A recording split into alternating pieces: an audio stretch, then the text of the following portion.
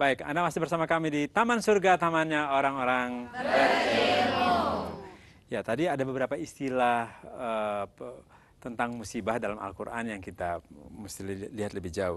Tadi kalau musibah itu adalah segala sesuatu yang tidak menyenangkan yang datang dari manusia. Azab, bala itu datang dari Allah. Kalau azab,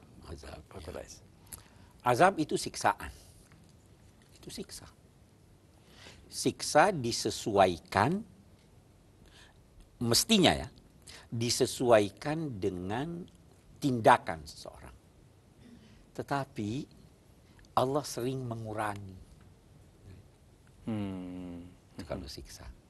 Mestinya adilnya setimpal. Itu sebabnya ada dia katakan wa ya'fu an katsir. Dia maafkan banyak dari kesalahan kamu. Bagaimana kita tahu Allah mengurangi itu? Setiap orang harusnya tahu ya. Iya, saya beri contoh. Kita ambil misalnya sekian banyak orang yang korupsi. Hidupnya masih senang nggak? Masih. Tuhan biarkan dulu, ini yang dia tangguhkan. Berapa banyak pohon yang tidak ada salahnya dicabut. Semut diinjak. Ya, tidak ganggu kita kok diinjak. Banyak yang dimaafkan. Itu kalau siksa.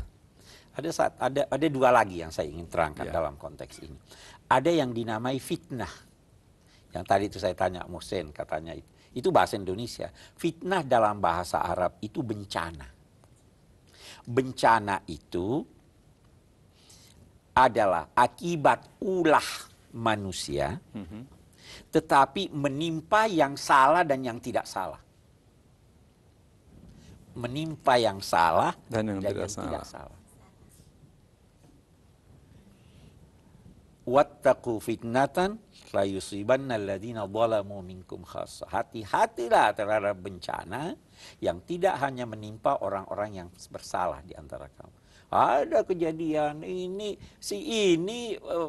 di bus rame-rame, satu yang salah,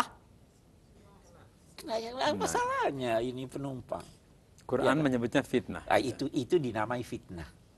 Nah, kita kembali ke musibah yang akibat ulah manusia.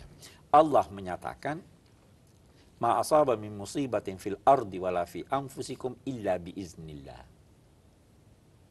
Tidak ada satu musibah yang terjadi di bumi ini atau terhadap diri kamu kecuali atas izin Allah. Apa artinya izin Allah? Ada sistem yang ditetapkan Allah. Ada sistemnya. Jadi kalau mau menghindar, ikuti sistem. Kalau Anda menyimpang dari sistem, Anda kena. Yang salah di sini siapa? Manusia. Manusia. Sudah ada ditentukan jalan ke sini. Kalau Anda menyimpang sini, ya Anda yang salah. Itu namanya musibah. Satu. Sisi lain, kita lihat. Allah ini adalah Rabbul Alamin. Pemelihara alam raya.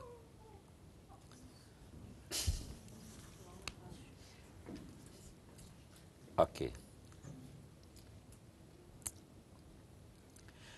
Allah pemelihara alam raya. Dalam konteks pemeliharaannya, terkadang dia melakukan sesuatu yang tidak menyenangkan yang lain untuk menyenangkan yang itu. Bisa enggak? Saya beri contoh. Itu petani senang hujan atau tidak? Nah, kalau tukang setrika, dia atur. Iya kan? Dalam konteks ini, terkadang ada yang kita lihat buruk, padahal itu justru baik. Kita ambil contoh, dokter yang mengamputasi. Itu baik atau tidak? Baik. Tapi kalau dilihat di sini, masa dia potong kakinya? Allah Rabbul Alamin. Dia tidak hanya memelihara manusia. Tidak hanya memelihara kita sekarang. Dia pelihara seluruh alam raya ini. Nah, kalau kita lihat suatu hal yang tidak menyenangkan, mari kita pilah-pilah. Ini musibah karena kesalahan kita. Ini fitnah. Ini bala. dan sebagainya. Jangan asal terjadi, oh ini Tuhan marah. Belum tentu. Justru boleh jadi Tuhan senang. Ya, ya. Ya kan? Saya kira itu. Bisa jadi kita memojokkan Allah Kita pada memojokkan musibah. Allah pada hati. Jangan. Baik, saya beri kesempatan pada ibu-ibu untuk bertanya. Silakan. Silakan, Bu. Nama saya Mulyana. Pak Quraisy yang terhormat, saya ingin bertanya, apabila musibah sedang terjadi kepada diri kita, kiat apa atau upaya apa agar kita selalu prasangka baik terhadap Allah dan merasakan diri kita itu tenang dalam menghadapi musibah tersebut. Demikian, terima kasih. Alladzina idza asabathum musibatun qalu inna lillahi wa inna ilaihi raji'un. Yakinlah bahwa kita akan kembali kepada Allah. Ya kan? Dan bahwa kita adalah milik Allah.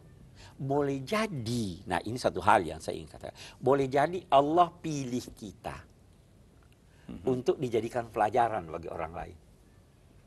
Nah itu kita bisa bahas, ada yang dinamai mukhlis, ada yang dinamai mukhlas. Ada Tuhan pilih, ini orang saya mau jadikan pelajaran buat orang lain. Bagaimana itu?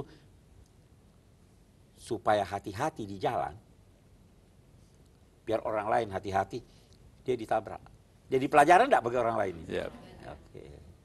Itu kalau orang tidak punya salah, lantas terkena bencana, itu dia dipilih Tuhan untuk jadi alat Tuhan. Alatnya Tuhan. Kamu saya pilih jadi alat. Kira-kira dapat balasan baik dari Tuhan atau tidak? Karena dia dijadikan alat. Sama halnya kalau saya menugaskan sekretaris, kamu kerja ini, kamu ini begini. Masa saya tidak kasih dia imbalan? Allah juga begitu. Ya toh? Jadi saya kira begitu. Oke. Baik, kita ke penanya berikutnya. Silakan. Nama saya Sudaida. Saya akan menanyakan kepada Pak Quraisy, yang mana apakah bencana yang Allah turunkan itu ada kaitannya dengan perbuatan manusia? Ada nggak kaitannya dengan yang Allah turunkan bencana-bencana yang sekarang terus-menerus? Kita harus introspeksi, Bu. Kita harus bisa tahu itu musibah, itu fitnah, itu bala, itu dalam konteks pemeliharaan atau tidak. Saya tidak bisa serta-merta berkata, misalnya, oh itu tsunami terjadi karena Bala. ya bisa Misalnya. jadi bala. Bisa jadi karena ulah manusia. Iya. Tapi rasanya kalau ulah manusia, masa begitu? Ya toh? Gempa itu, ada ulah manusia di situ. Bisa jadi tidak ada. Dalam rangka Tuhan mengatur keseimbangan ini. Iya kan? Jadi kalau ibu bertanya, musibah adakah kaitannya dengan ulah manusia? Saya harus berkata terlebih dahulu, kalau yang ibu maksud dengan musibah dalam istilah Al-Quran, itu pasti ada. Tapi kalau ibu maksud dengan musibah dalam bahasa Indonesia, itu belum tentu ada. Karena bahasa Indonesia mempersamakan musibah karena orang yang buat sendiri, bencana karena ini dan sebagainya. Itu belum tentu. Karena itu kita harus berhati-hati. Kita melakukan introspeksi. Ini kira-kira kenapa ya? Itu lumpur di Lapindo. itu karena kesalahan manusia, atau karena itu Tuhan marah, atau harus dicari dong, introspeksi kita. Baik. Kata introspeksi tadi kita sampai di situ, Pak Quraisy ya. Bagaimana caranya agar kita bisa berintrospeksi dari berbagai musibah yang terjadi di tanah air belakangan ini? Tetaplah bersama kami di Taman Surga, tamannya orang-orang beriman.